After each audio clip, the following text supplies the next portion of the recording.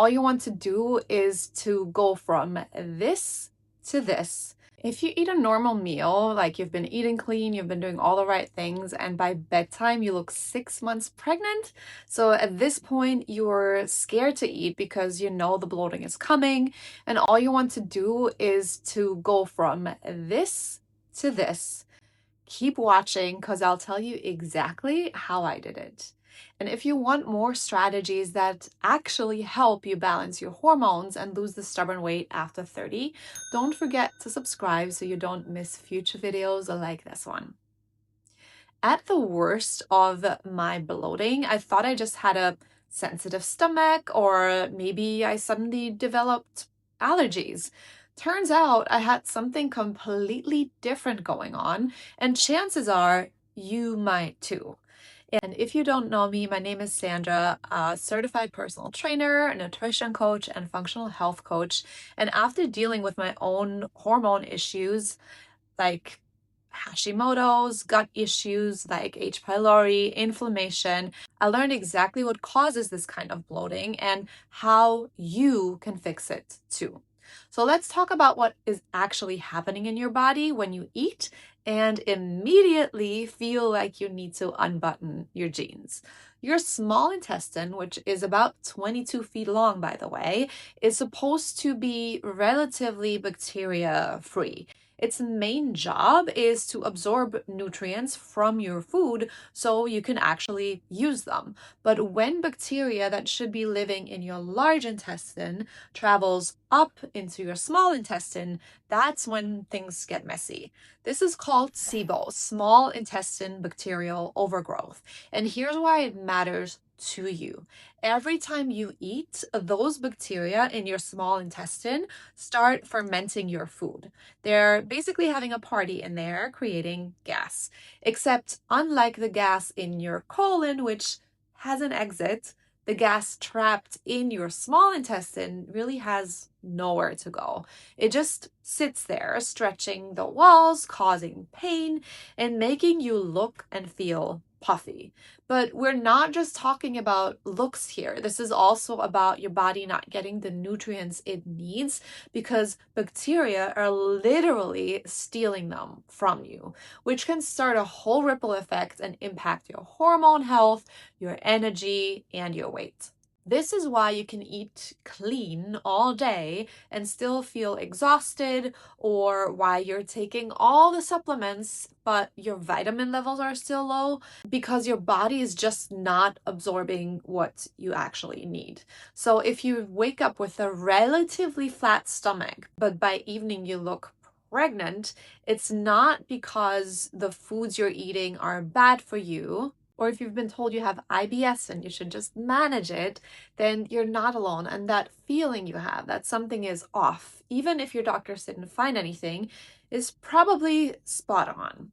Here's what a lot of doctors don't tell you. About 70% of people diagnosed with IBS actually have SIBO as the root cause, but most standard doctors don't test for it. They just say, here's a probiotic, or stop eating these foods that are triggering you, without actually testing why those foods are triggering you in the first place.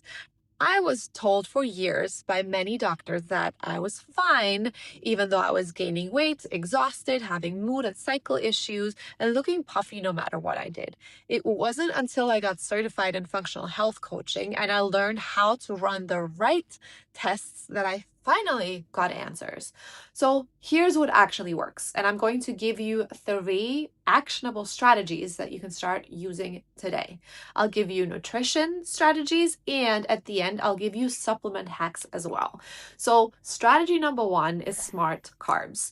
The SIBO bacteria feed on certain types of carbs. But here's the thing, not all carbs are created equal when it comes to SIBO. White basmati rice, for example, is actually one of the best carbs you can eat if you suspect SIBO, because it breaks down quickly and completely, leaving nothing behind for bacteria to ferment. Meanwhile, things like beans, lentils, and even some vegetables like asparagus, artichokes, garlic, and onions, those are high in FODMAPs, which basically means they can ferment and cause gas. Now, I'm not saying you can never eat those foods again or that they're generally unhealthy, but while you're healing your gut, we want to starve those bacteria by avoiding their favorite foods.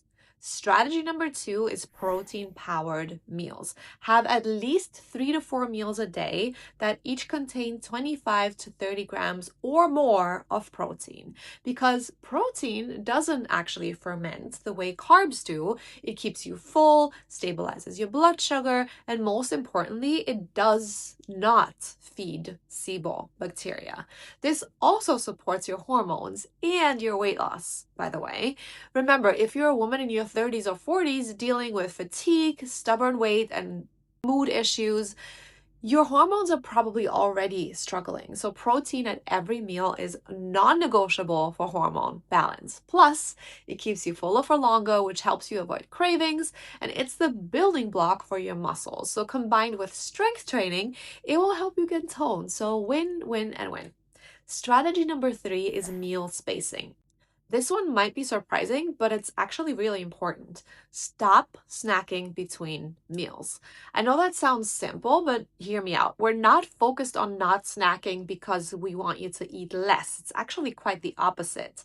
Your small intestine has something called the migrating motor complex, basically a cleaning wave that moves through every 90 minutes between meals. It sweeps out food debris and bacteria, keeping your small intestine clean. But if you're constantly eating, like snacking every 2 hours, small bites, grazing all day, that cleaning wave never gets to do its job. So then bacteria accumulate, gas builds up. So aim for 4 to 5 hours between meals to give your body time to clean house.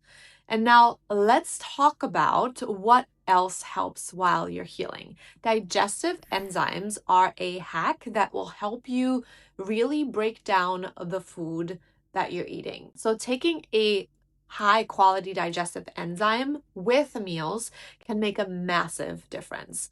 Magnesium at night is another very overlooked hack.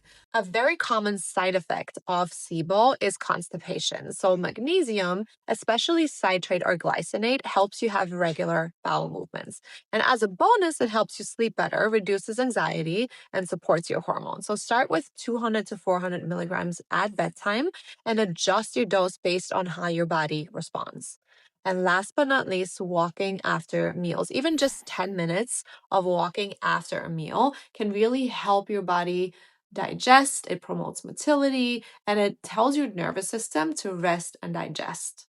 And honestly, it's one of the kindest things you can do for your stress levels too. Look, I know how exhausting it is to feel like your body is working against you, to be afraid of food, to look in the mirror and really not recognize yourself. I've been there.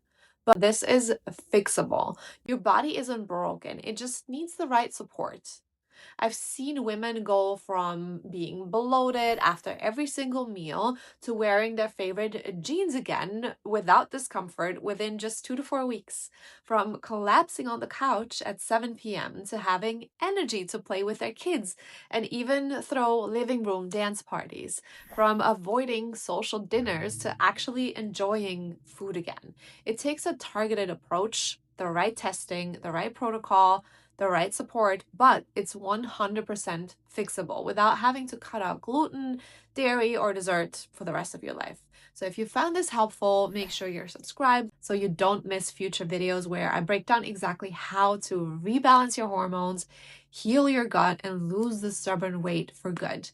And if you're thinking, okay, Sandra, this sounds like me, but I need actual help figuring out what's going on in my body, I hear you. I put a link down in the description where you can book a free strategy call where we map out exactly what's blocking your progress right now and what your next steps should look like. So if you feel like you need help figuring all of this out, book your call through the link below.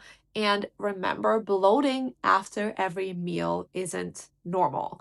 Being exhausted all the time isn't just part of getting older. And you deserve answers that actually work. Thank you for watching, and I'll see you in the next one.